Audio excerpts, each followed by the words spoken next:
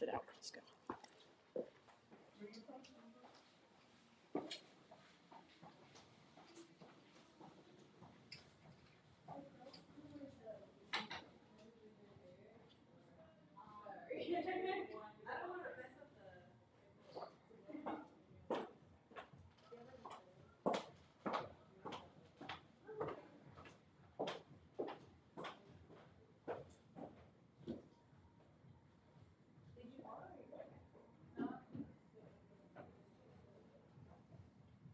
Hello.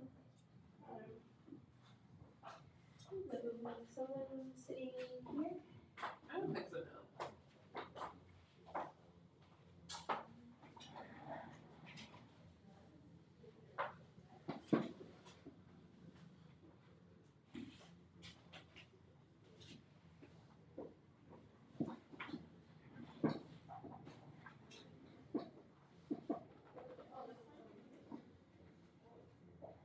Like stand in front of it or stand where I'm gonna stand?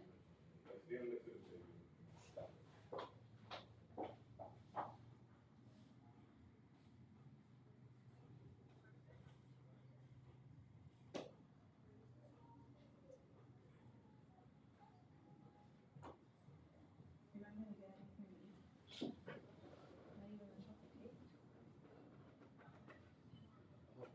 It works. I can hear Sure.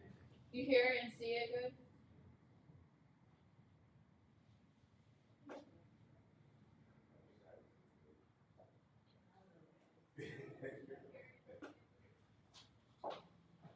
So it's good.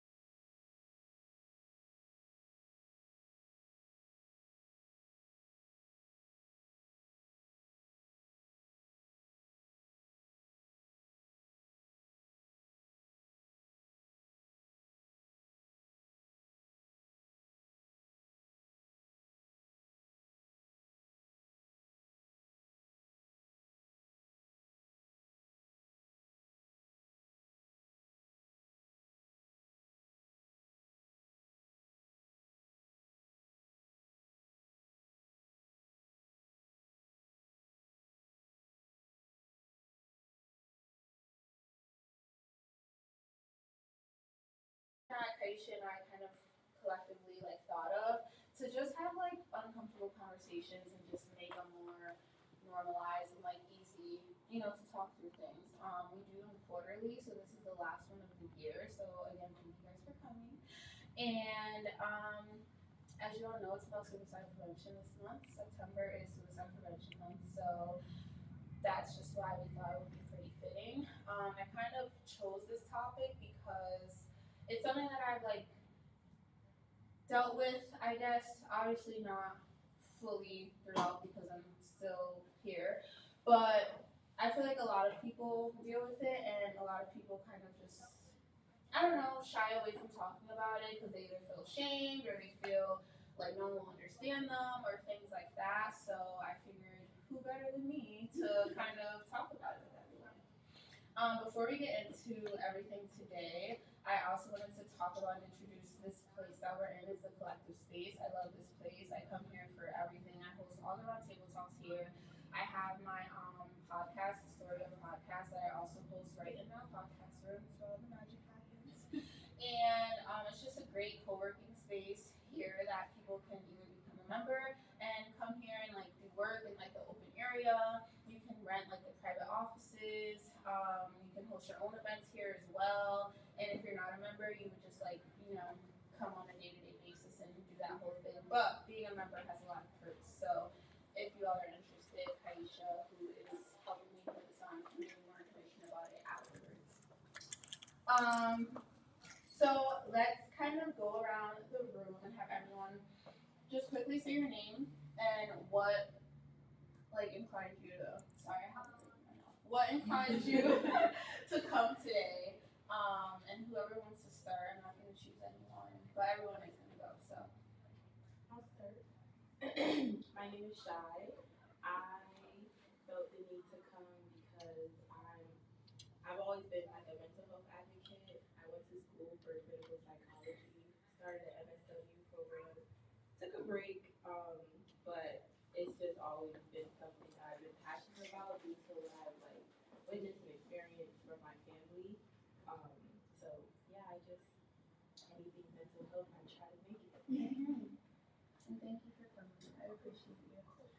I'll go next. I'm Kyra, and I was interested in attending because I'm going through my own healing journey, and I'm trying to do the shadow work. And I felt like the topic was definitely on brand for my journey, so that's why I attended. Thank you for coming. I'm Destiny. I came here just because I love to support you on some currency and tops.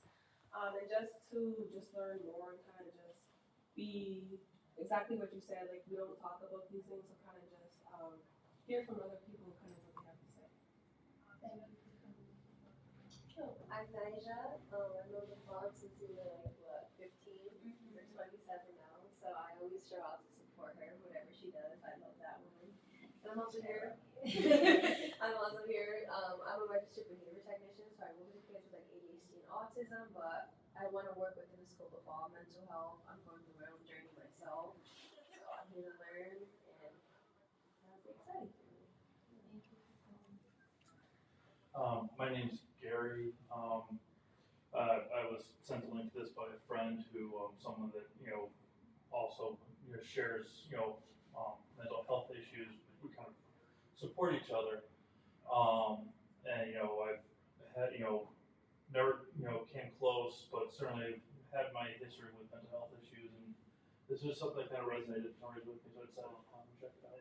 Thank you for coming. Me too. I came to support you. Wait, what's your name? I came to support you, of course. And I've had a really tough year and thought about suicide a lot. But I just appreciate you and thank you for doing this, having me here. Yeah, thank you for coming.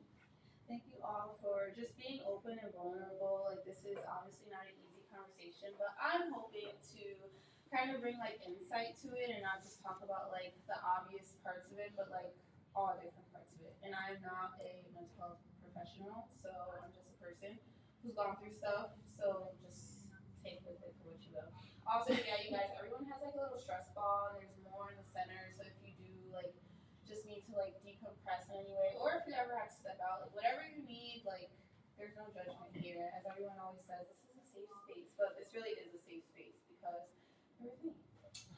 So let's start with just some statistics that I researched about suicide. So the first one is, according to the CDC, in 2021, suicide was the 11th leading cause of death in adults in the US.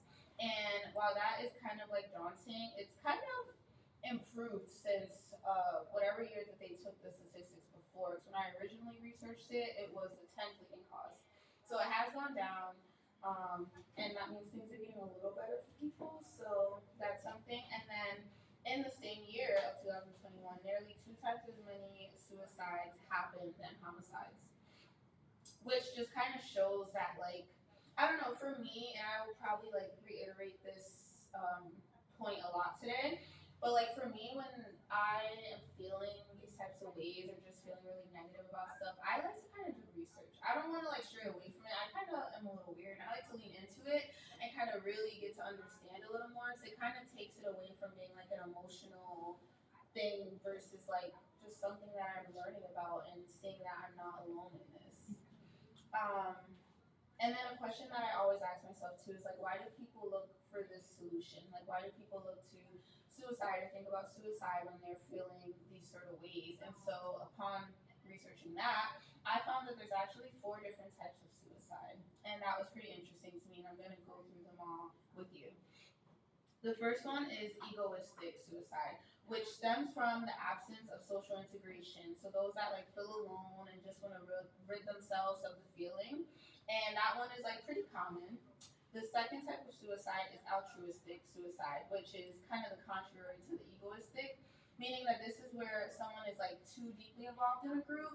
And so an example of that would be like in the number one example I thought of were the 9/11 terrorist attack. So they being in their group, knowing that they're gonna kill themselves and doing that act of whatever, to them they're thinking that it's for the betterment of their group. So people who go through altruistic suicide feel like, okay, this is for the betterment of everyone in my group, so I have to do this. Like this is, my destiny or something. The third type of suicide is economic, and this is where I feel like I most identify with, and that typically occurs for people, or yeah, people who commit this sort of suicide are usually going through like extremely high stress or frustration or like changes in their life. So whether it's like a health related issue or financial downfall or whatever, something that's like it's one thing and then it drastically changes, that can usually go with like economic suicide. And then the fourth type is fatalistic suicide, which usually occurs under like tight regulations, i.e., like slavery or the Holocaust or being trafficked or incarcerated or even living in a country where there's little to no freedom. Those are the usual sort of circumstances that can cause people to choose suicide as their route of ending because they just want their harsh reality and life requirements to end. And through it all, I've just realized that the moral of the story is that no one actually wants to die. We just all kind of want the suffering to end. And that is something that kind of, over time, has kind of helped me to like never fully commit it because, for one, I just think of like one reason why I should stay alive. And for me, it's usually like my youngest sister, some of y'all know Maddie. So that would be like my one reason to like just not do it because I don't want her to miss me or feel sad. But then I also think too, like it's not that I don't want to be alive because I love being alive. I love people. I love like doing things and interacting with people. It's just that I just want the suffering to end. So I kind of just try to again lean into it and like do research or do other things that can help me feel the opposite of suicidal. Another question that I've asked myself is how come only some people in the world like their mind goes to that? Like, because some people when they're sad, I don't know, because I'm not one of those people, but they won't think of like, oh my god, I want to kill myself. And what I've kind of determined and compiled from like therapy and stuff like that is you've either seen or heard of suicide being a solution for someone, and usually at like a younger age, so that kind of like resonates in your brain as you grow up, and then you're like, okay, this is the solution to the end, like Or you've also or could have imagined it like so vividly, like imagine Earth without you on it, or imagine other people's lives without you in it so strongly that you're really like convinced that like, oh yeah, this is probably going to be the answer for everybody. Then you kind of start thinking in your head like, well, if I'm gone, then this person will be happier for this reason, and et cetera, et cetera. And it's just kind of a thing that our brains tell us to kind of make things make sense. And it's not that we don't make sense, it's just literally just how things are. And I've kind of learned to like not judge myself so harshly. Like I won't say that I've completely not had these thoughts recently because I have, but I've gotten a lot stronger, like stronger minded, and like it's easier for me to like counteract these thoughts with like something else. So something that I'm grateful for, something that I dream to do that if I'm gone today, I can't do that thing. So I just kind of hold on to little things like that. And that would be like some of my advice for everyone. Just like kind of always just try to counteract your thoughts. And it's not always the easiest, but even if you can have just one thing to like look forward to, even if it's like, I don't know, having breakfast the next day, like just hold on to that thing with all your might so that way you can just get through that moment. Because like this too shall pass is like a true statement. Okay, so I wanted to read a letter that I wrote to myself to you guys. And I was actually, when I initially thought of this, I was telling Kaisha, I'm like, oh, I'm gonna like write a letter to myself, like to my future self. You know how like, people do that activity. But then I was moving like homes, and I found this letter that I wrote to myself. What date? December 23rd, 2018. 2018. So I'm like, okay, I think I'm gonna read this one because this was actually the letter that I wrote to get into Paul Mitchell, the school that I went to for aesthetics.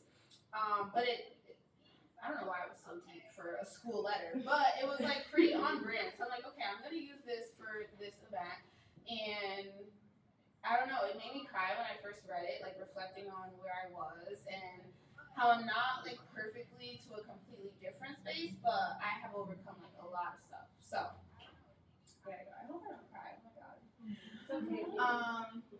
Dear future Laquan, you are so resilient. Though the last few years have been extremely challenging, both emotionally and mentally, you've pushed through now. Oh, you've pushed through, and now you are a successful esthetician. Mind y'all, this is like before I went to school. It was just me manifesting. You have overcome rape, PTSD, depression, a mood disorder, racism, sexism, trichotillomania, which is like a hair pulling disorder, and so much more that you once thought that, oh my god, that you once thought um, would drive you to ending your own precious life. I cannot be more proud. Now, the same things that almost drove you to death have driven you to success. All those dark days and teary eyed nights of not feeling beautiful have now allowed you to be in a profession where all of your days consist of making other women feel beautiful. Every time that you thought, I'm not good enough, but continue trying anyway, has now put you in a position to make every woman who visits you feel beyond good enough. You are living your dream. All you have ever wanted to do in life was to make people smile, make people happy, but only once you put aside your self doubts and began to realize all of your self worth were you then able to move forward in life, apply and excel at Paul Mitchell, the school in North Haven, and become one of Connecticut's best estheticians around. And then this part is kind of relating to the school, but why Paul Mitchell? At first glance, the school is very professional in its demeanor. The staff is very well educated on everything about the school, from majors to hours of operations, not to mention its outstanding graduation and placement rate, which is very reassuring for a new graduate. Lukewarm, stay inspired, keep learning, keep asking questions, and keep your mind expansive. Never lose sight of why you started, which is to make a woman feel beautiful. Whether you put a smile on the face of one woman or a million, always strive to change your life. Stay humble, stay passionate. Love always, me. So, with reading that and just like reflecting, and that kind of goes into the next part of why, like, what has ever driven me to like think, suicidal ideations. I kind of listed them all there. So the first time I feel like I ever thought of this was after I lost my mom. I was 9 years old, and I don't know, it just didn't really like make sense to me. Like why I didn't really live with her prior. So I stopped living with my mom when I was 4, and then I lost her at 9, and it just was like so confusing. Like, why is this happening? And then I just didn't really want to do life anymore because I always like had this like dream, like in my dreams, but then like in general, like one day just seeing her like somewhere on the streets and being like, oh, like I don't know, you're my mom, like we're together or whatever. And then like when she passed, that dream was like done. So it's just like, what's the point? And then thank you. I would say the next time in life that I kind of felt suicidal was after I got raped, and that was at my first ever security job. Actually, I worked like overnight, and this really creepy guy who I was afraid to talk about it, like to tell the police. But he actually now is in jail, thank God, for another thing.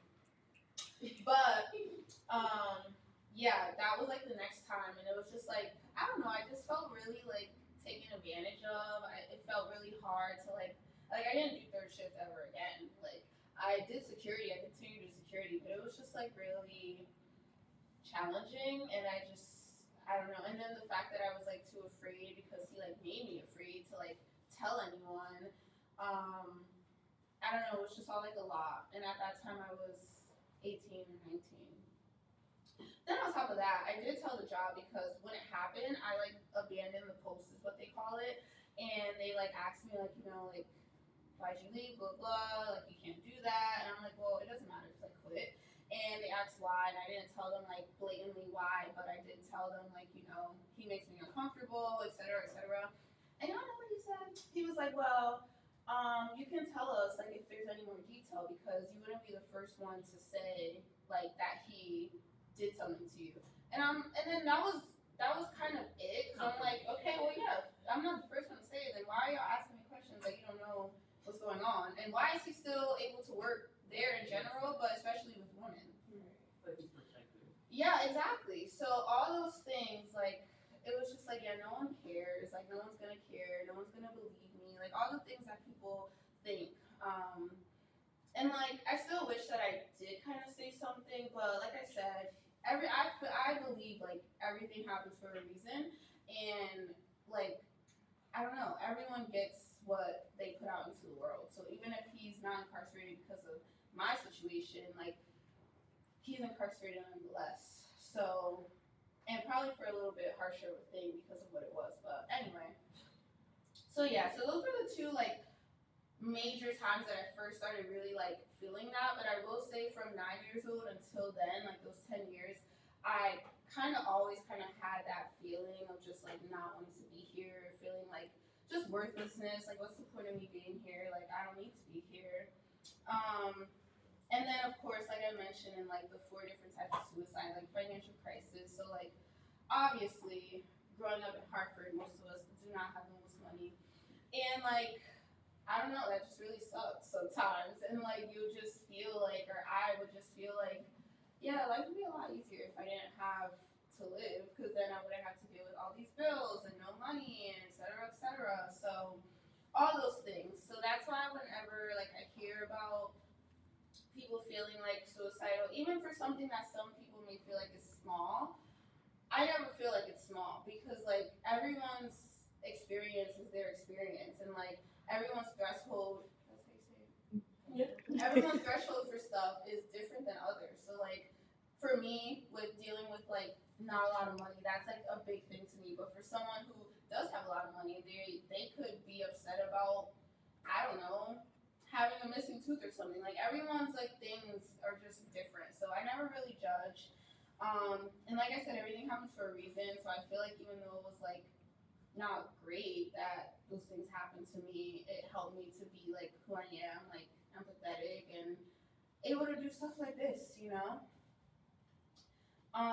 So Kaisha, do we have those prints yet? You want me to print them out now? Yeah. Okay. So the two, like two things that really helped me the most with like overcoming these feelings, and they really didn't come into my life until recently. One was like reading and researching, like I said, and upon my reading and research, I found this book called, it's actually a PDF thing. I'm gonna like airdrop it to everybody. And it's a full book in the PDF and it's for free, so that was lit. But I actually found it because I was feeling those ways again at this other job, at this teaching job actually. And I guess another feeling that makes me feel worthless and stuff is like feeling like inadequate. And so I was doing a teaching job. It was my first day. I am a little hard on myself, but it was my first day, and I just was like not feeling confident or like imposter syndrome. Like, why am I a teacher? Like, and it was for an aesthetics job, and I've only been doing aesthetics for like a little under 5 years, so I was just like not believing in myself, and I wanted to kill myself right there, like in the school, in the bathroom. But then I was Googling and researching, and then I found this book. So if you guys can kindly open your phone so I can airdrop it to you.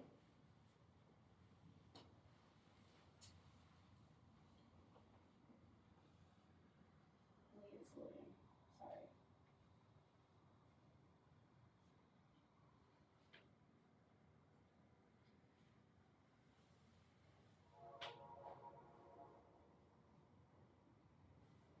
Okay, as it loads, it's called Suicide, the Forever Decision.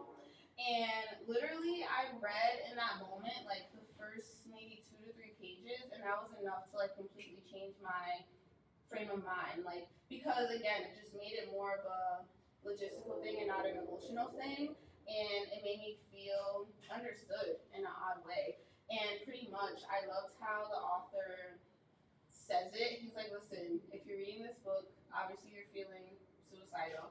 And I'm not here to tell you not to do it. I'm just here to tell you the facts about it, and you take with it what you will. And I really liked that because sometimes when you're feeling, I don't know, certain ways, you kind of want someone to like coddle you, and then sometimes that doesn't even make it feel better. It's just like, okay, you feel sorry for me, like, so even more, yeah, it makes you feel worse. So I was really happy to find this. Hold on, I'm gonna airdrop it to you guys now.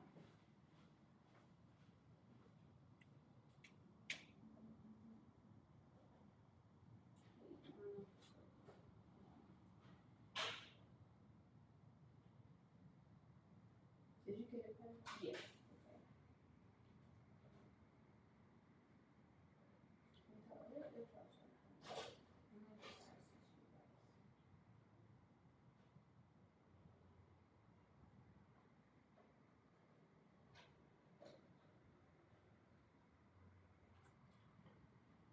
Destiny, is your airdrop on?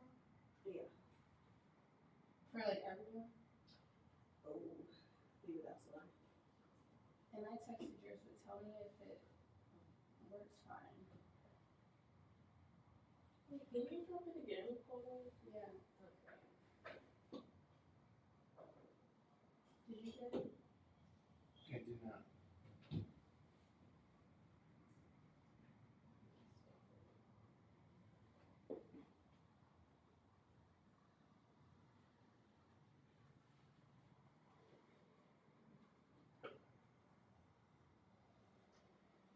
I was trying to be fancy with the airdrop. I didn't want to just have to text it to everybody.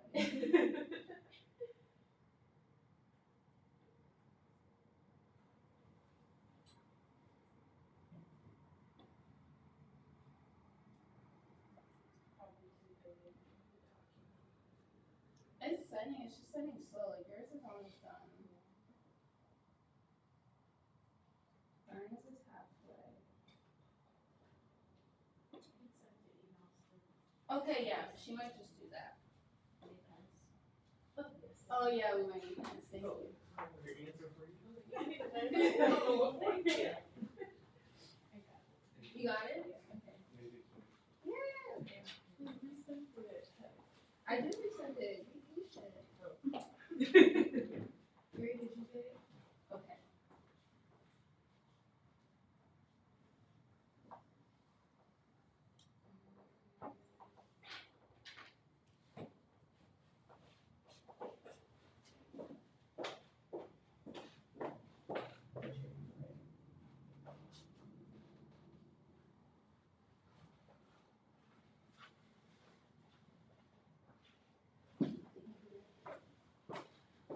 But yeah, so you guys should definitely like read this book whenever you get a chance. Even if it's not the full book, because as you can probably see, it's like pretty long. But literally, like I said, the first few pages just like enlightened me, and besides making me like kind of calm down from my emotional state, it also just gave me perspective and just helped me to not feel alone. And I think that's something that a lot of people who go through this feeling, like they just don't want to feel alone and like not understood. So yeah, I really like that book. So besides that, that really helped me. I did this thing called Nina Health, which if any of you guys want like more info about it afterwards, just let me know because it was really, really great PTSD therapy. And I didn't realize, I didn't really know, I knew what PTSD stood for, but I didn't know how much it affects all these different parts of your life until taking this therapy. So it was a 12-day like course. So it was just for 12 days, every single day, not the weekends. And you would do like an hour or two of like face-to-face therapy. It was virtual, and then you would have like maybe 2 to 3 hours of like homework to do afterwards. And you would have to do it because the next day you're seeing her again. And that was like, oh my gosh, it really like it just changed me as a person in like all the best ways. Like, and at the time I was doing it, I was starting a new job, and they gracefully let me like get out of the job early every day so I could do it. But again, I was just feeling those feelings of like not being good enough, not deserving enough, just not enough in general. So this like came at a great time. And one of the activities that we did, we're gonna do here together. And she's gonna print 2 copies. So we're gonna do one here together, and then you guys can like take it home and like just use it whenever you are going through a stressful situation that you kind of need to break down into like more digestible pieces, if you will. But yeah, Nima Health was really, really great. And it just kind of taught me like how, first of all, the way that PTSD occurs and develops from a situation is the number one way is avoidance. So if you're going through anything or have gone through anything, even if it was 10 years ago, it's never too late to like tackle that thing and allow it to not take over your life anymore. And so for me, the thing I went for was about the rape situation, but it actually helped me in like so many other ways. And it just opened my eyes to a lot of things. And I still use, and the good part about the therapy too is that all these documents they email to you. So like right now, I did this last year, and I still can go back to the resources and use them when I need them. So what we're gonna do today is called an ABC worksheet. And pretty much it's part of a thing that they call stuck point logs. And a stuck point, as they define it, is a reoccurring thought that you have that you're stuck at, that you can't overcome. So like for me, like I keep mentioning, it was just feeling like not enough or not deserving. And then once you kind of break it down and like can see it all in front of you, you can kind of realize either, okay, this is an actual real fear or a thing that I should be afraid of or sad about versus something that, okay, maybe it's not that deep and like I can get through this and I can overcome this. So yeah, we're gonna do that. But before we do it, I wanted to wait, are they done now? No. Okay, so yeah. Before we do it, I wanted to open the like up for like discussion with everyone and just ask you guys a few questions. This time around, everyone doesn't have to answer if you don't feel comfortable. But if you do, I would love to hear like anyone's own like personal experience, whether you know someone who you've lost to suicide or you yourself have felt like suicidal ideations. I don't know if I'm saying that word right. Or anything like that. Like feel free to share. And then also, if you have felt these ways, like how do you overcome that? I'll start. So, I started having suicidal thoughts from 12 years old. And prior to that, I was being molested as a child from 5 to 12. So once it finally stopped and he was arrested, that's when it all hit me. And then that's when I started lashing out at home. And then thankfully, the court system put me in therapy. And that's when I discovered I was going through PTSD myself. So then they had us go through PTSD therapy and switched up the, I guess, the course of therapy for me, and it was really helpful. I didn't have suicidal thoughts until recently when I went through another traumatic event, but it was a long gap. So it was really, I think it's really great that even the judicial system and the justice system, they see like victims in therapy as like on top of them receiving sentencing, well, seeing that they're the person that harmed them is getting justice as well. They think that's it, but the judicial system, they see that victims are affected beyond just receiving some type of legal justice. So I think that's something that a lot of people don't know, but that's important, and that's great that they see that as well. Yeah. Is there anything that when you went through your first like round of therapy, is there anything that you took from that that you kind of held on to throughout the years to keep you from feeling those ways again? Yes.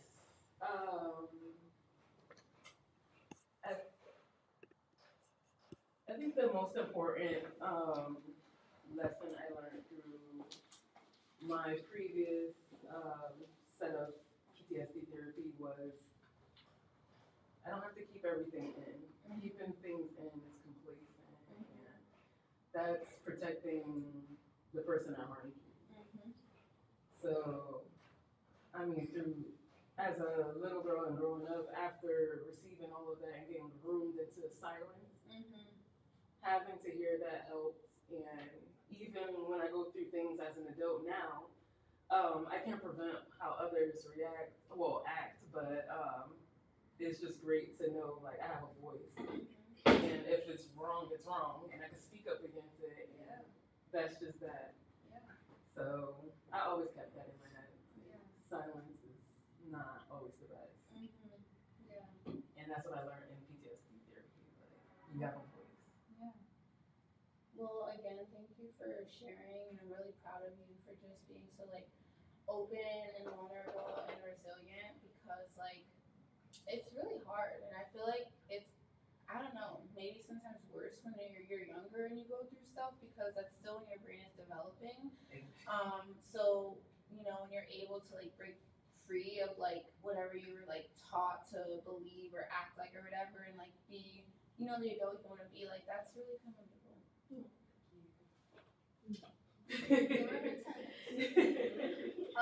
Does anyone else want to share? I'll share. So I feel like for me, like growing up, like I've always like I heard of suicide, and I heard like family members like talk about like their thoughts of it, but I personally never experienced like any thoughts of it until I was older.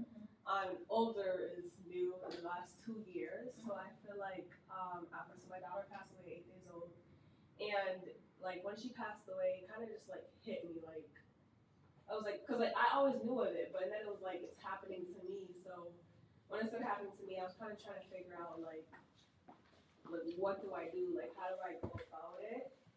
And it wasn't the feeling of like I wanted to completely like commit suicide. It was just the fact like I felt like I didn't want to be here. Like I just didn't want anyone around me. I didn't want people to see me.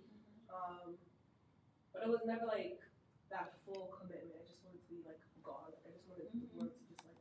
I wanted to just be me, like living in like the world. And I feel like what kind of helped me was my daughter Faith. I feel like if I wasn't here for her, then imagine like if I only had one baby, I definitely think I probably wouldn't be here. But because of Faith, like I feel like I had to kind of like pull through. Like I couldn't just like completely shut down. Yeah, and just so like a little tiny bit more background, because I'm not gonna like tell your story, but you had twins, right? Yeah. Do you feel like having twins and losing one so early like made you feel like guilty or anything? Oh yeah, for sure. Yeah. I felt guilty like in multiple different areas. Like I felt guilty of the fact that I was like pregnant with twins and I only like not brought, but just a few days later, one was already gone. There was just multiple feelings of like guiltiness. And like, what helped you to like work through that? honestly, I don't know what like, because I never went to therapy. I think honestly, it was my support system. Even though we didn't necessarily talk about like my feelings, just them being there for me was like enough for me at that time, just being able to show up for me. But I never like actually talked to like a therapist. Yeah. And then just because I never got to ask you, but I do like admire how strong you are and like how you can like I feel like I'm gonna cry because every time I think about your situation, like I really like feel for you and not like sympathy, but just I empathize with you because I can only imagine like how difficult that was, and I do like apologize that I haven't come to any of the events because I'm just like afraid. Like it's just I don't know, you're just so strong and I just like commend you for speaking about it and not like again leaning into it and not being afraid to like talk about it and spread awareness and stuff. So like yeah, I'm really proud of you. So can I ask you a question? Yeah. So like, so I get a lot of people who say like they're like afraid to kind of like come to an event because they don't know like what's going on or what we'll kind of talk about. So what are you like? What are you afraid of? I'm afraid to like be crying too much and it's not my situation. No, seriously, like, and I've seen your post once that you're like, if you think it's hard to like hear about like how imagine how hard it is to like live through, and it's just like yeah, like I just don't want to like be selfishly like crying, like boohoo crying, because like when I just think too much about your situation, like it really like breaks my heart. But that's not gonna stop me anymore because I'm overcoming all these fears, and I do want to like support you like beyond just online, and like you always support me, and like I don't know, there's really nothing to be afraid of. Like No, there's not, because one thing that I'll always say is that even you don't necessarily have to know the person or say like we just met and you kind of want to learn more about laws. Just like let's just specifically talking about like baby laws. There's people in the room who want those people to know more about laws and know more information just in case you ever encounter people in your future. So like they're very supportive. So if you want to cry, we all will cry together. Like you won't be the only one crying. Yeah. So. Yeah, but thank you for sharing. And again, just thank you on behalf of the world for just being who you are and like still being like a beautiful light despite what you've been through. And you're so young. We're all so young. We're like, girl. Are your events open to like the public? So it honestly depends. So like most of our fundraisers, yeah. For like our support groups, they're open to families and parents who have experienced loss. So like if it's someone who wants to learn more, like again, I would really just ask my group like, are you open to someone just coming and listening because I feel like they want to understand. So it all just depends on what the event is. But ultimately anyone could honestly be open to it. And I do host like I'm gonna start hosting a lot of more events that are catered to anyone who's grieving, just because it's a huge space that I feel like a lot of people don't talk about. So. Yeah. That's like one of the aspects that I am like I do not know how to properly relate to people, and a lot of people grieve. Like there's so many different forms of grieving, and that's a area that it's just like it makes me sad because I don't know how to connect to certain people, and I have even people that I'm like so close with, my best friend, and it's like that's something I need to learn so that I can handle being around. And I like that you say that too, because I mean I lost a best friend just because she specifically didn't understand. You know, just like it's a baby. A lot of people seeing a baby in a funeral casket is not something easy. Yeah. And it's like if she was able to kind of connect and be in a room, I think our friendship would still. You wouldn't have lost that relationship. Right. Yes, exactly. Yeah. But that's not on you. She has to take that stuff. I think a lot of people though don't know how to like grieve or just show condolences for real. Like I feel like because of me going through it so young, I've like been able to for people like throughout my life, but like a lot of people don't really lose, really important people or like people who aren't like super old, like until they're older, like themselves, and then they're adults. But like, yeah, it's really hard for a lot of people. And like I feel like I'm literally only this way because of my mom. And like when she passed, like I said, I wasn't with her prior, but like one, she didn't look like herself in the casket, like because she looked just like me. She did not look like me. No shade, but it was giving gorilla. I'm like, is that my mom for real? Like, are y'all sure this is the right woman? And then on top of that, I had to talk at her funeral, and like my aunt, her sister didn't talk. My grandma, her mom didn't talk. My grandpa didn't. None of the adults talked. I was the only one who had to like say a speech, and it was kind of wild. But I feel like just going through all of that helped me to be able to be so like understanding and able to help people grieve. But it's a really hard thing because like even people themselves going through it don't know how to do it. You know. Yeah, I was just gonna say that some people don't even know how to grieve their own loss. Yeah. It's definitely something everyone can benefit from. Yeah. I didn't even think of that, but that's true. Many people that's grieving don't know how to Or sometimes they don't process. get the chance to. Like, To process. Because it's like the way the world just keeps going as if nothing happens, like it's crazy. And Yeah. like, you're expected to just get over it, to go back to work, go back to school, and just continue with life. So it's a lot. And I feel like too emotions, like there's just so many different emotions that come with grieving or being like dealing with someone who's grieving, and like it's just things that you probably wouldn't even like know that's gonna come up, you know. So yeah. Does anyone else want to share like their personal experience or if they lost someone to suicide or anything like that? Alright, so I guess I'll just share, like, there's a lot of things that are really resonating with me, so, like, the only reason, I'm still here is probably because of my son,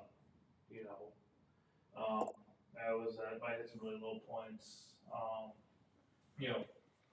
knew how I was gonna do it, I knew how I was gonna make it look like it was an accident so that my family would still get any life insurance. I had half the farewell letters written in my head. It was a tough period for a while. I will, like I said, the only reason probably I never went through with it was for my son. And when I say that, it was because I didn't want him to have the mental suffering. So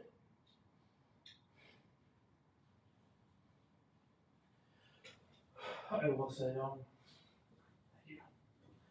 one thing, really helped, is that, and I think this is there's a big connection here that isn't always, maybe talked about, but, I had gone years with undiagnosed depression. And that, I will say, one of the things that probably helped, and has helped since it was honestly just one of my regular, doctor visit checkups, and they just one day had a questionnaire, like, do you get these feelings, and they ended up, sending me to a specialist, it actually, was someone who wasn't even necessarily a therapist to talk to, but someone just to help with like medication.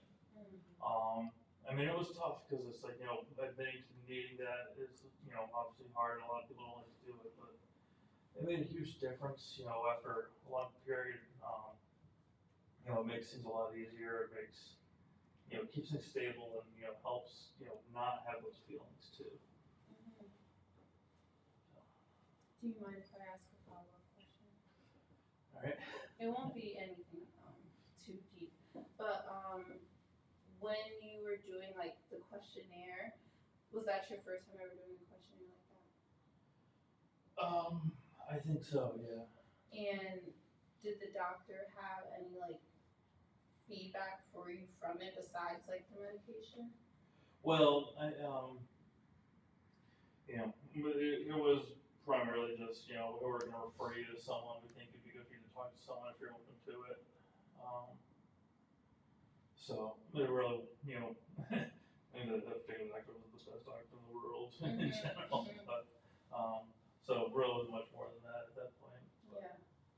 And I only asked that because that like jogs a memory for me when I did the NEMA Health PTSD therapy, and I did a questionnaire too.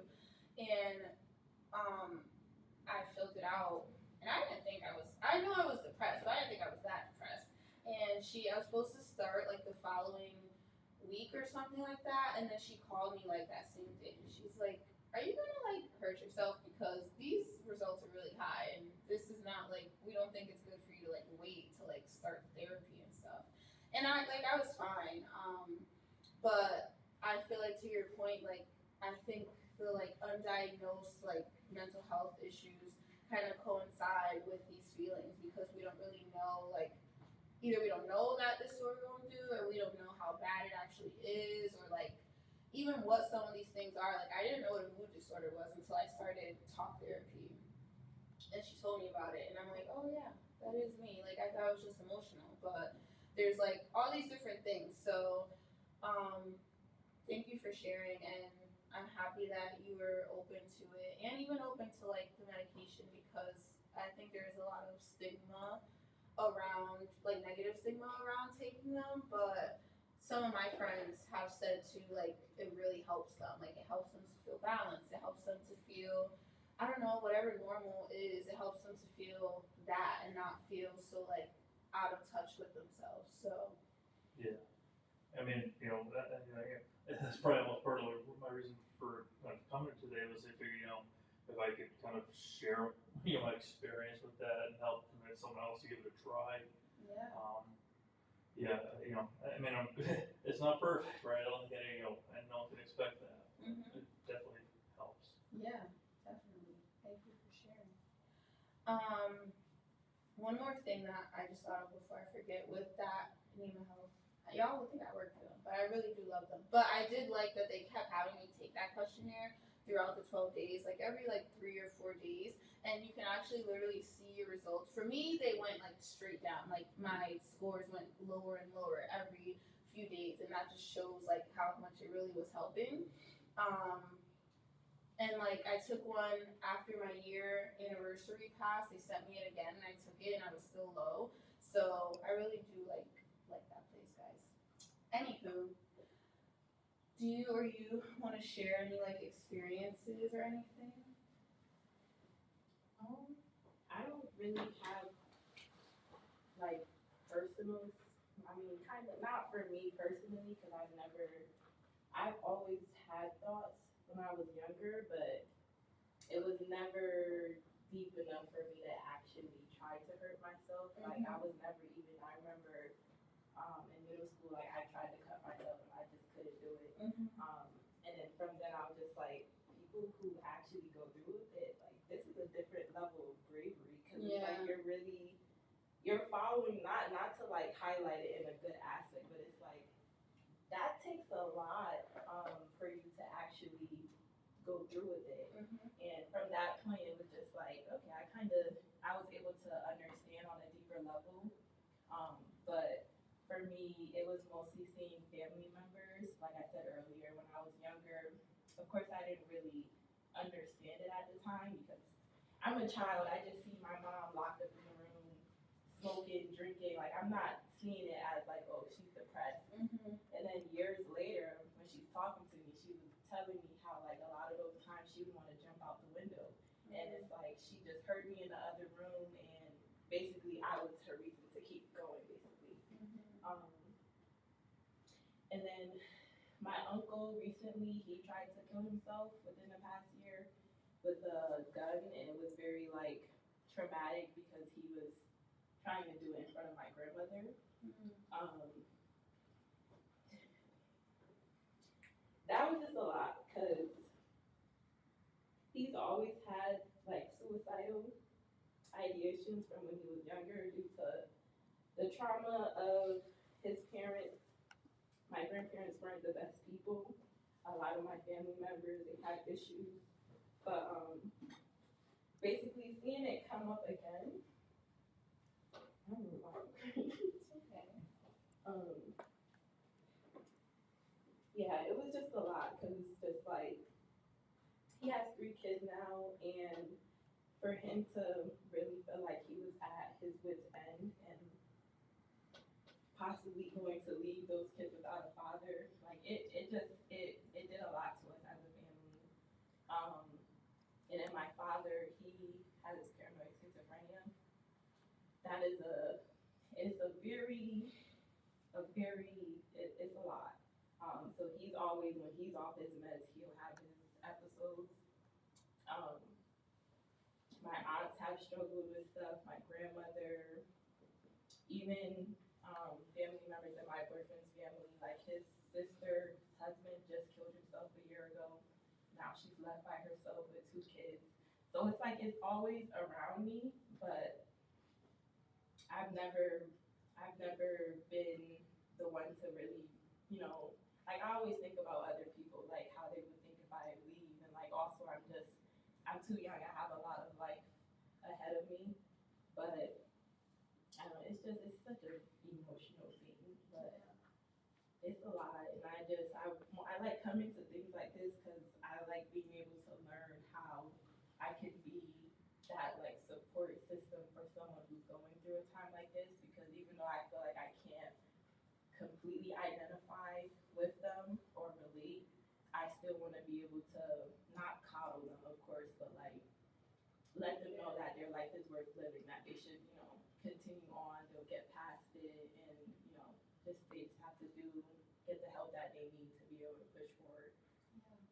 I have 2 follow-up questions. The first one, is your family history, like why you got into your field of work? Yeah. Do you work with people who deal with these things too? Not at the moment.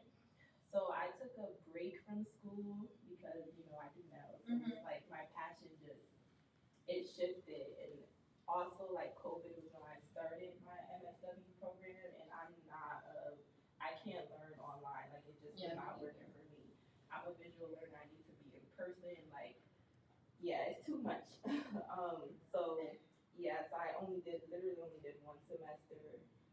I'm thinking now that I might go back and finish the program, but because I really do still resonate with mental health, like it's always been something where like I've wanted to try to figure out, I guess, like why things happen the way they do in our brains. And like, I don't know, I guess when I was younger, I've always had this idea of like, maybe I can fix my father, or like not really fix him per se, because that sounds crazy, but like, No, but I know what you mean. yeah. So, and like to this day, I still feel like there has to be a better way for him to be able to like integrate into society better, and live his life like he should be living it.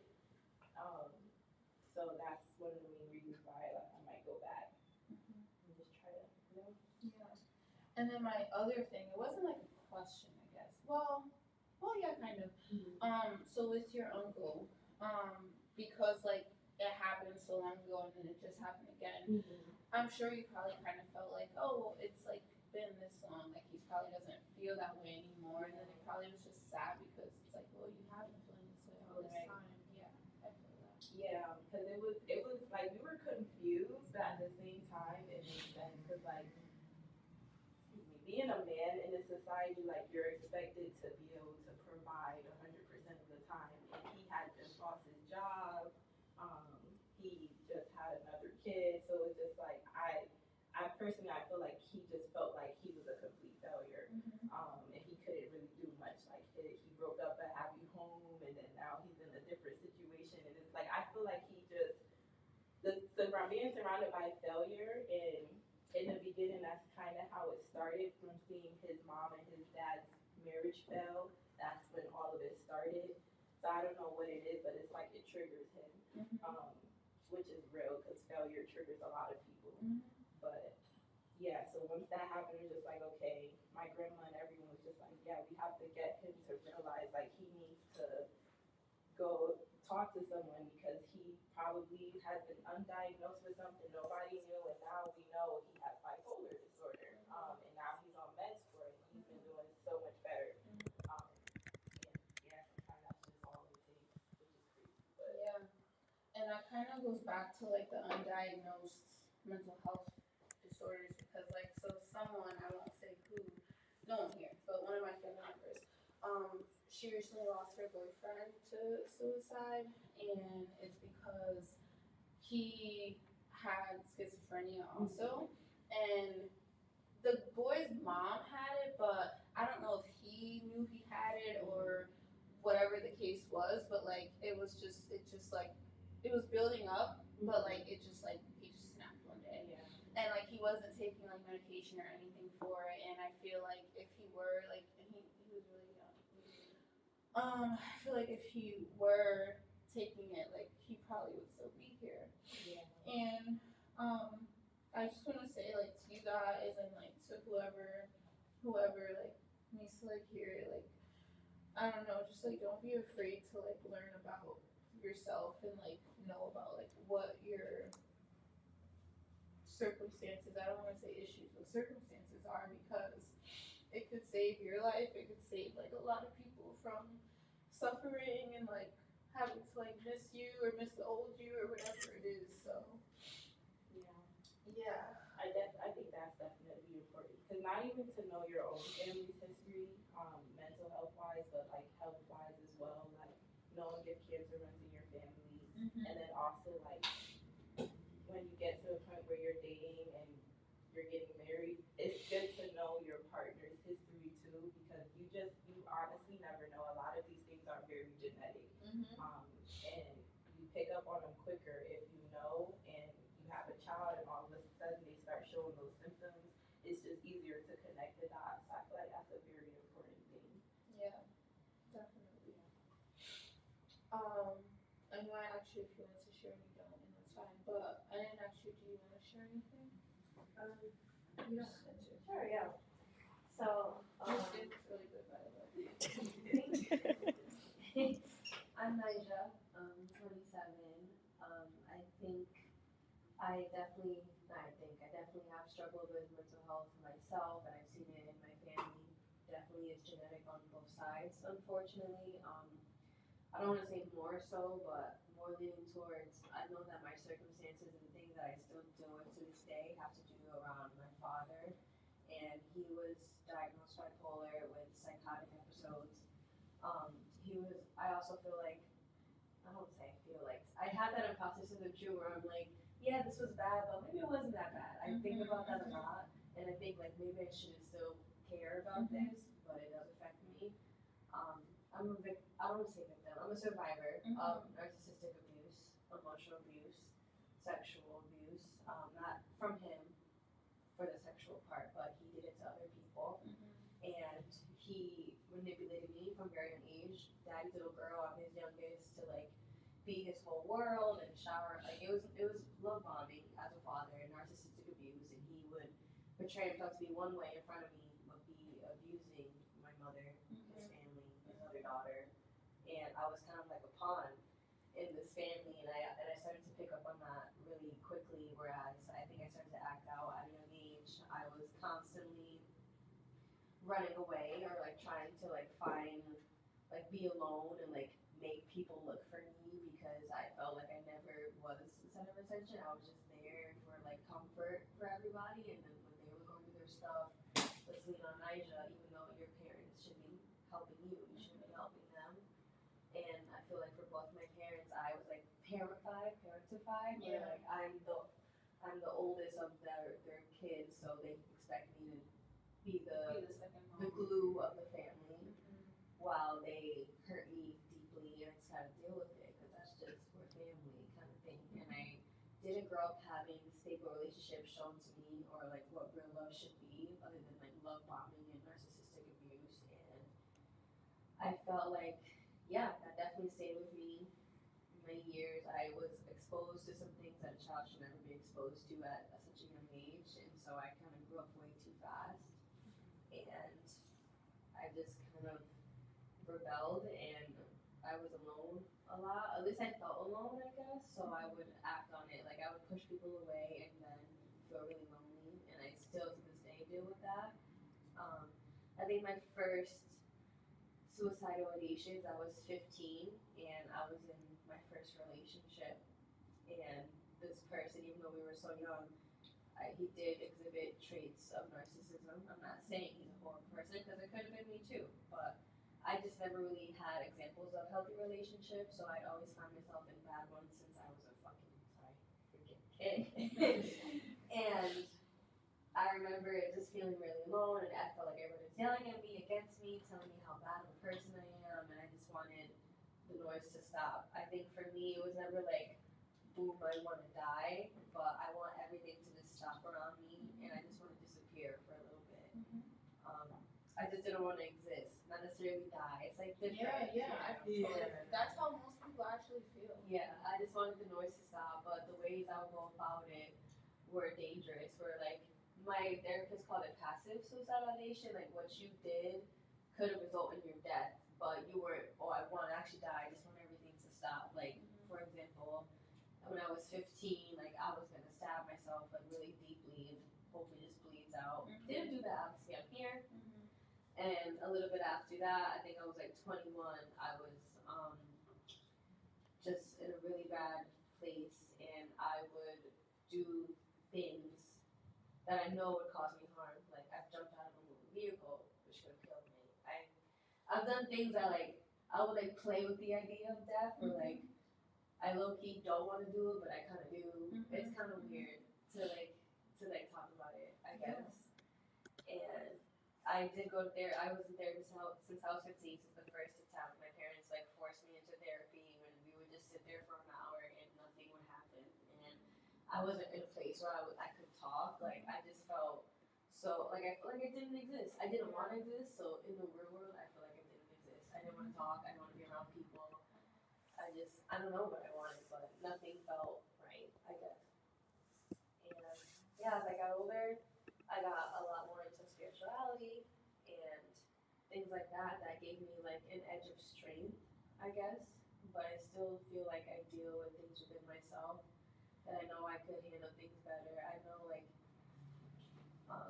I shouldn't like I feel like I still have passive suicidal ideation, and I just told my therapist about that recently. Where like I just want things to stop sometimes. I just want all the noise to stop. And I don't wanna I hate being judged, and I feel like everybody's always judging me, and I hate feeling like the black sheep, but I feel like I was just like that's my purpose on this like planet. I was born the black sheep, so like how do you make this a positive rather than fall into your shell and like shut everybody out? Because like I feel like a lot of people are mad at me or just will shut me out because I shut them out first, and that's not my intention. I just don't know, I guess, how to express myself clearly because all I ever had to do was help everybody else. Yeah. So that's where I'm at right now. I'm still definitely struggling, but I am in therapy, so that's nice. Yeah. And I feel like you even like coming to something like this and like being open to like sharing, even if you didn't think you would share when you got here, like you were open enough to like come, and as soon as I sent you the link, you're like, oh yeah, I'm gonna be there, like, and that just shows like a lot of growth, like, you know, because it's really hard to like get out of your own like head and to like just not live in there, you know, and just do something different. Yeah. I noticed the world got like just really dull and gray. That's when I realized I was depressed and I had to reach out to somebody because I felt no purpose in anything. I was literally just here and like I was like in for what? Like I don't actually want to die, but if something was happening right now, I wouldn't be mad at it. Yeah. And that's like they're not any better. That's you know how what I mean? I kind of always felt too. Like, Yeah. I've never really done, well, once, but it was, I was young. I didn't really know how to kill myself, so it was a fail. But I kind of always like felt that way too. Like, I mean, I don't really want to do something to myself, but if something happens, like, whatever. So I feel like in different ways than you a little bit, I definitely like acted out too and just did stuff that was probably like not the safest, but I was kind of low key hoping that something bad would happen. And I don't know, I feel like God or the universe has like a bigger purpose for us and all of us, because that's why we're still here. I also feel like I want to stop, like, I need to find my own value in life and not, like, all the spirituality and self-help books obviously will help, but I would still find myself struggling with, like, anger, resentment, regret, like, just getting in my own head and toxic thought patterns where I was like, I feel like I came so far and for what? Like, to still have the same thoughts, and it makes me feel like, yeah, undeserving of a happy life, I guess, because, like, I am trying for it, but then I find myself back to square one day. Yeah. And I know that healing isn't linear, it's a spiral, and like sometimes you're at the top, and one day you go a little bit down, and I get that's life, but I just say, yeah, I am still definitely struggling with, like, fostering self-love relationships with my circle, my family, my partners, my friends. Yeah, and I was gonna say that too. Like, I feel like it's definitely a daily, hourly sometimes, like, Yeah. task. Like, it's never like, even though I'm able to like do something like this. Like I told you guys at the beginning, because I'm very honest, I still have these thoughts. Like, and it's just like something that, with all the resources I have found or have found over time, I just kind of refer back to them. Like, even this activity thing that we're gonna do, hopefully you can like I said, I'm gonna give you guys 2 copies so you can like make more, and like those sub points that you have of like just the reoccurring thoughts that you can never get over. Like, maybe you can use something like this to like work through it, not like get over it, because over things, but we can definitely work through things so that way we can, I don't know, see if we really still believe those things or not.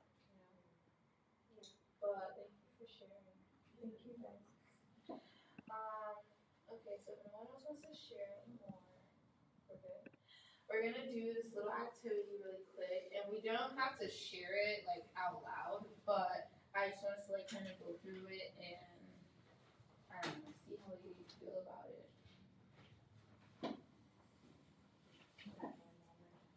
I think maybe for now.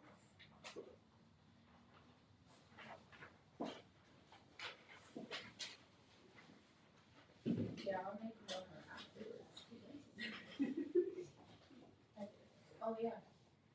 Okay, so this is a ABC worksheet, and it's just one that I thought was like kind of simple enough to do here, because I also didn't want to play therapist and do something with you guys that's like not my expertise.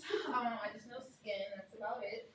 So what you're gonna do in each box is just like fill it out. So X and A, the date and the patient name. But so the activating event is like something happens. So you can either write like an event that happens, whether it's something that's happened to you, a hypothetical event, or a recurring thought that you have that's hard to get over. And then, oh no, I lied, just an actual event, sorry. Because then the B box is what you're going to write down of what you tell yourself when this happens. And then the C is what you're going to write of like what you feel when this thing happens and when you tell yourself this thing. So my example would be, okay, something happens, let's see. Honestly, I'll be vulnerable, guys, because this is just what's bothering me right now. My account is not negative right now, though, just so you know. But the event will be, okay, my bank account was negative. And the thing I tell myself, oh, it's a lot of stuff, but one of the things I tell myself is like, clearly I'm dumb AF, because how do I let this happen? Like, I'm really irresponsible, etc., etc. The thing that I feel is like a brokey and like just like dumb, because like it happens over and over and over again. So yeah, we'll just start with those 3 boxes. So you guys can like fill those out with like a example or multiple, whatever, of an event, what you tell yourself when this usually happens, and what you feel when this usually happens. Okay.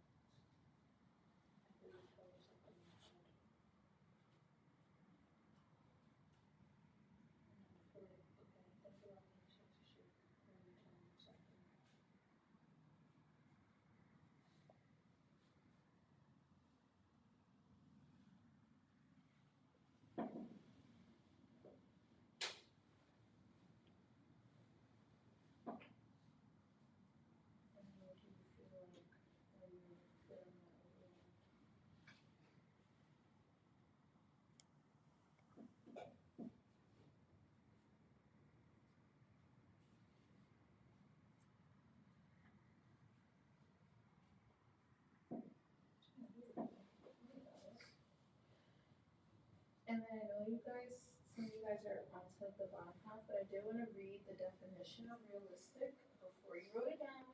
Because when I first did this activity and she was like, okay, are these things in box being realistic? I was like, yeah, because I'm saying it.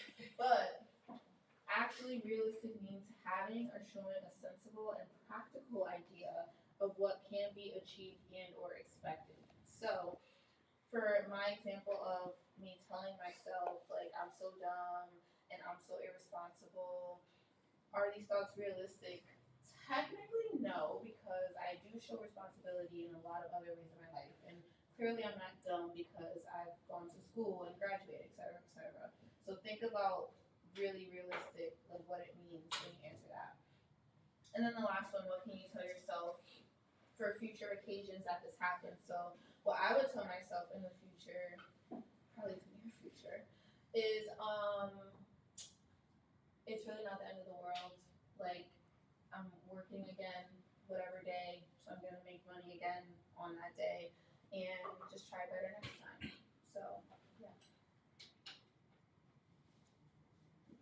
And I really do like use this, and there's other sheets too, but I use these like often. Cause another thing for me is like if I'm feeling sad, sometimes I don't want to feel better, so then I don't use my resources to feel better. So if I really do just want to like get over myself and like actually not feel that way all day long, then I will like go to things like this and make it better. Cause that's something too. People have to sometimes realize that they're keeping themselves sad. Like you're not really choosing to be happy. You're choosing whatever you're choosing. So yeah. Are you guys done? Okay. Are you done? Okay. Okay, so let's see what I cue cards. I made these myself, guys. You guys all have one in your thing in your folders too, and it says, "We will be known forever by the tracks we leave." And I feel like that was very fitting for this conversation. Y'all like the cutouts because I did it myself. Yes. So yeah, I guess how we'll end right now today. We're a little early, but that's okay. We can have time to like eat and chit chat. But I do want to end this discussion with like how to be an ally to either yourself, well, yeah, I guess to yourself for some of these options, but really to others. And the first biggest one is just listen, underscore on the listen, because a lot of times people who are feeling these ways don't really need or want advice. They, and maybe like, also like, I don't know, like I said, I don't like to play therapist. I give my suggestions of what I've been through and like resources that I have, but like, we're not therapists, even if we are. I don't think you could be a therapist to your friend who's not your patient. So sometimes you just have to listen. Sometimes that person just needs someone to listen to them. And I'm gonna kind of skip to number 3. If you feel like you can't just listen to them, or you don't have the time, or you don't want to, or it's just too overwhelming, I would say don't judge them. And just give them the suicide hotline, which I've called plenty of times.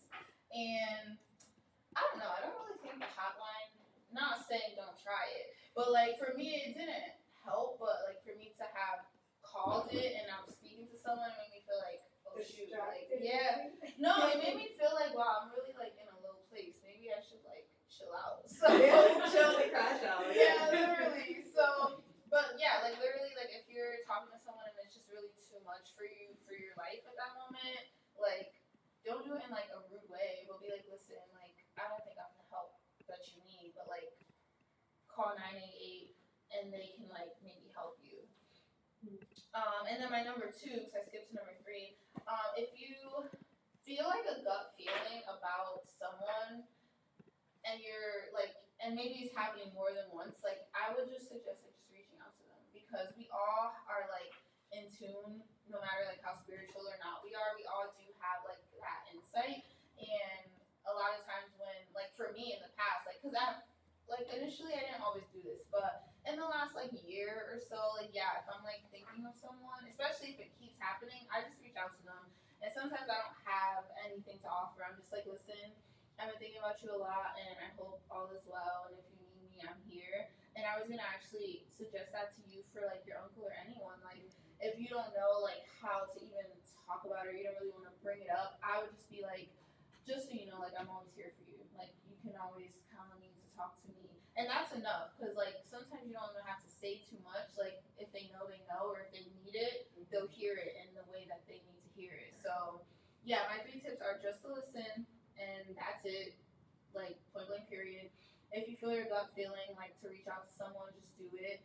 It doesn't have to be a whole in-depth thing. And then the last one is don't judge. And if you are gonna judge, then just share the 988 hotline with them and call it a day. But yeah, guys, that's all I have. Thanks for coming to my TED Talk. Oh, and also in the folders too. So can I see something? I didn't like fully look through it yet, but there are a lot of resources. So we have some suicide prevention resources here. We have this other little thing on the left hand side, like understanding suicide, FAQs about suicide, suicide in youth, and how to deal with grief and loss, which is very on par with what we're talking about today. We have my very cute custom cutouts that I gave you guys. Don't throw them out, that'll be sad. Adult stress, like just dealing with that, some FAQs about that, self-care and mental health, and like depression and like signs of that, and depression in older adults and like people our age too. But like signs of that, things to look out for, because a lot of times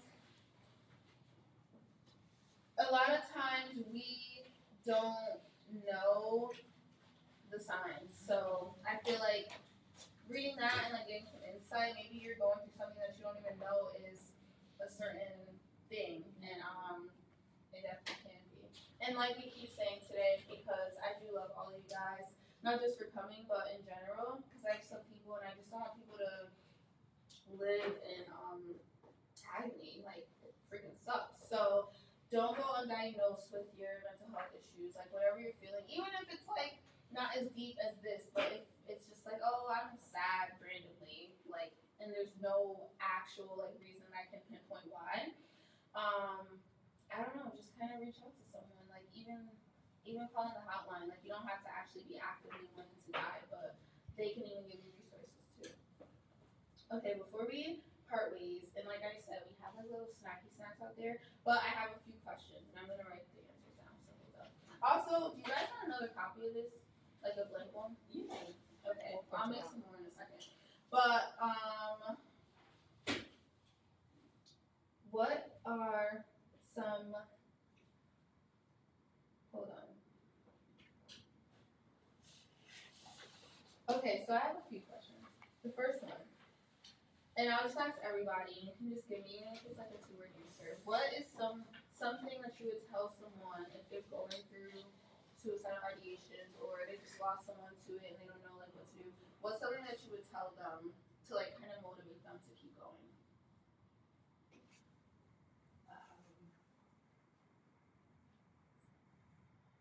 I would have them focus on the people or the things that make them the most happy or keep them going in the first place, like their reasons for living.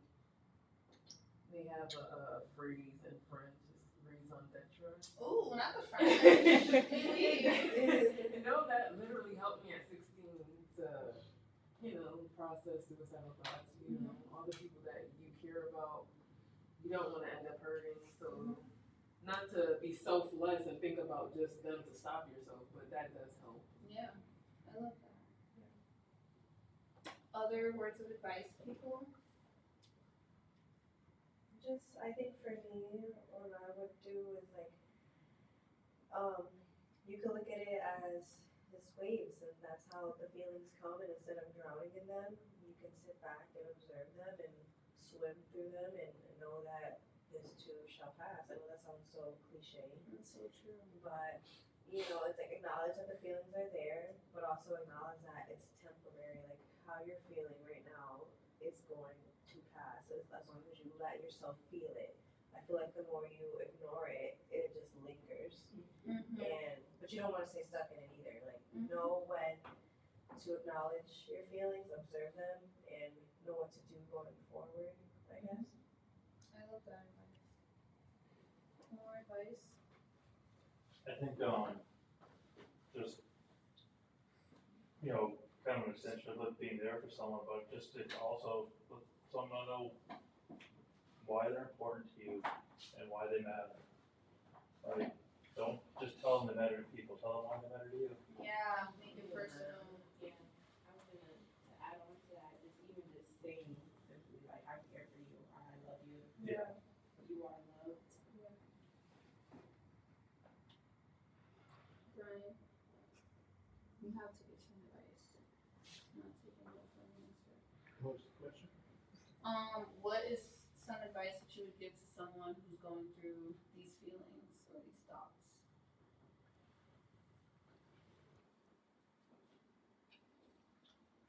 I don't know what I used to just think about my family. Mm-hmm.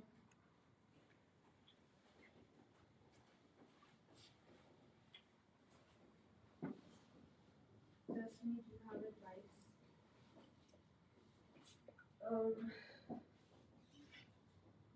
It would be to like kind of just do your research, seek out like your options. Like there's just a huge stigma around therapy, and it's not the only option. So use your options and look at the resources that you have available. And then my last question is, well, kind of two questions, but general feedback for today, and then what other like sort of discussions would you guys like to see in the future? So, cause we had a moment where we just talked about grief. I don't want to say because like grief is something I like to talk about now, but I just feel like it's something that needs to be talked about because I feel like everyone has experienced it, and it can be from infant to like yeah. Mm-hmm. Yeah, I was gonna say that too. Like grief is something. How to deal with grief or how to Okay. Any other like topics you guys want to see here? Not just by me, but in general.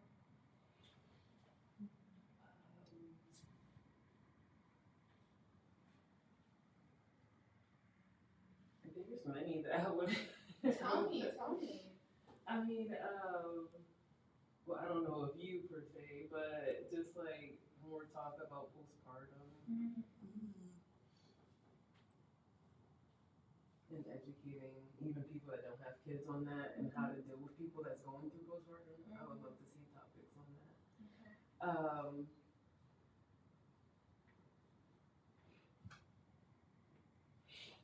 I don't know, mental health,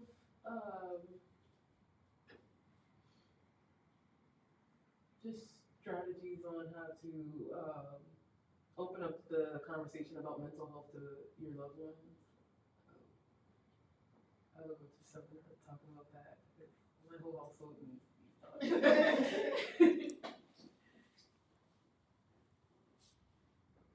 And feeling like the black sheep, like when you said that, I completely resonated with that, and I feel like that also leads into the lack of self-love, because if you grow up in a home where you feel like you're the outsider, you feel like you're alone, you lack self-love, especially if you have to be the emotional support for the adults.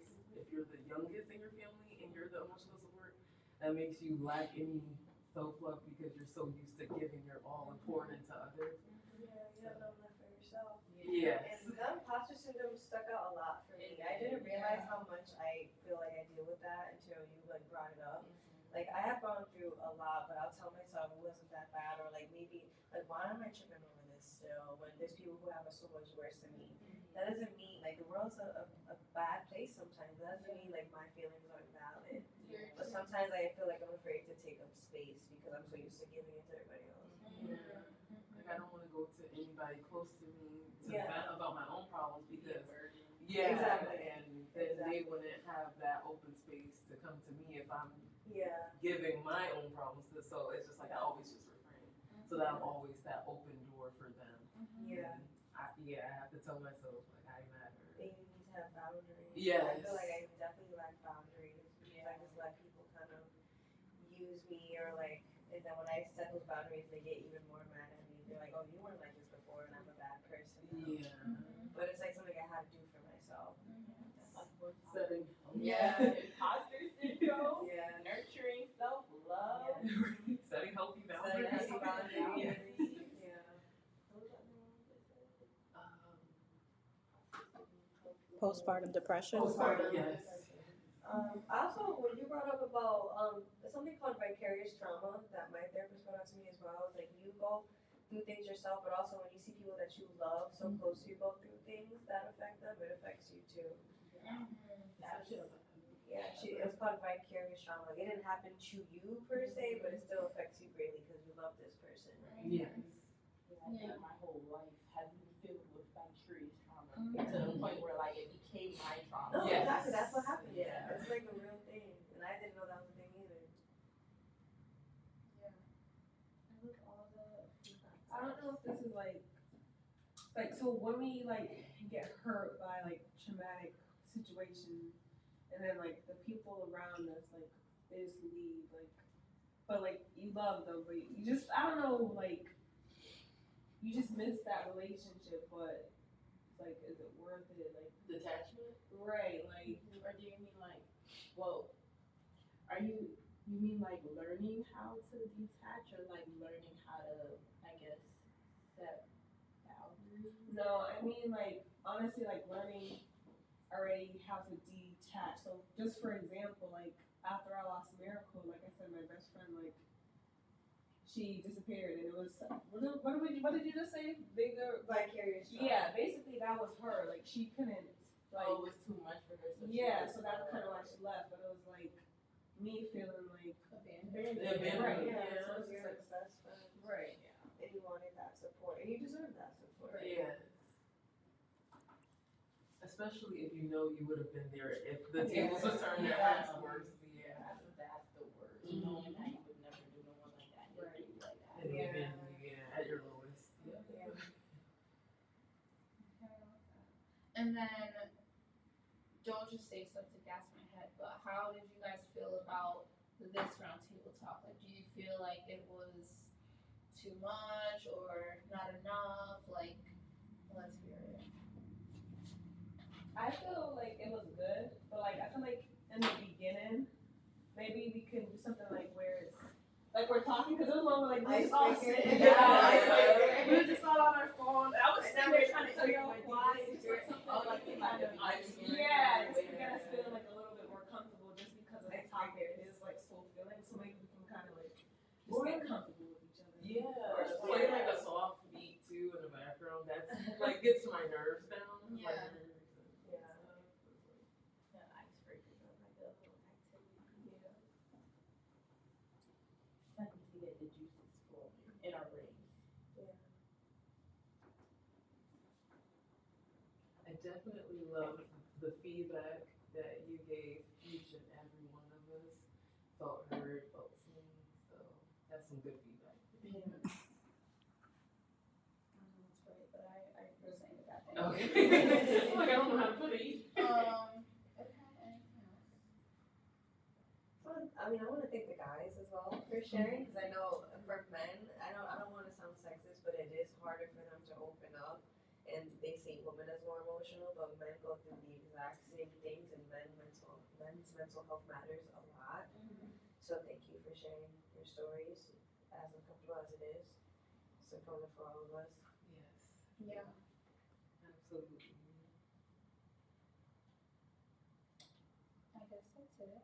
So I'm gonna be here for like a good amount of time after like this. So if anyone like wants to have like one-on-one time or just like needs a hug or whatever the case is, like don't feel like you have to like leave right away. Like, you know, if there's anything you just wanna settle in and just let your body like just decompress or whatever, feel free. Any of the crystals on the table, if you want to just rub them or hold them, whatever can make you feel like more balanced. Yes. Do you know like I don't know, cause I see spiritual people. Like what's what? Yeah, like the stones what they mean or. I could find it for you, but I know what the names are. Is that carnelian or the orange one?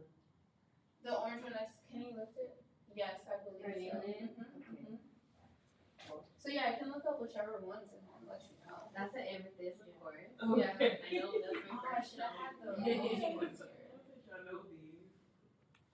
The brain crystal is cool. Is that a clear quartz? Oh, that's And there's a cool. baby clear. Oh, right here, there's a baby one too. That's really cool. Jade? I guess I do know a little bit. I don't know them all. There's so many, but I collect a couple too. I might have one of the prayers. Same as that one. Yeah, I might. Let me see. I might have taken them out. Yeah, I think I took them out. But I used to have a tiger's eye in my purse. It's like for protection. Yeah, because I know they have meanings. I don't know none of the meanings. That's what like. I wonder if any of you guys knew. Well, what was that Emma stuff? It's very big on intuition.